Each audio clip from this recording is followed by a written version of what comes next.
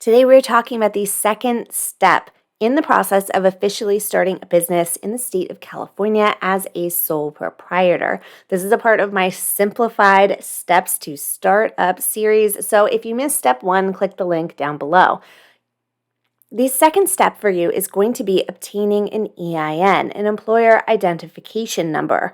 And yes, this applies to you even if you don't actually have or won't have employees. This is not a necessary step. However, I do highly recommend doing this because obtaining an EIN is fast, it is free, and it's going to protect you from using your own personal social security number on a wide array of paperwork. Do this as the next step in the process because other paperwork is going to ask for you to provide either an EIN number or your personal social security number. So it's best to have this set up so you can go ahead and just start using an EIN number and protect your social security number. Now, this is easy and free, and it only requires a simple application through the IRS. Do not pay a third-party service to do this simple task.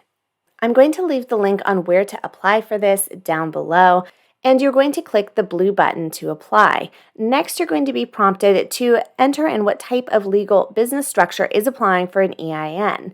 You will select sole proprietor unless, of course, you're a different type of business entity. Next, it's going to ask you to confirm that you are a sole proprietor or to select that you are a household employer because you hired someone to do household work. So they want you to differentiate between the two. Next, enter in the requested information, and they will ask you for your social security number here, but that is the last time that you're going to need to use it because you will therefore be able to utilize your EIN number going forward.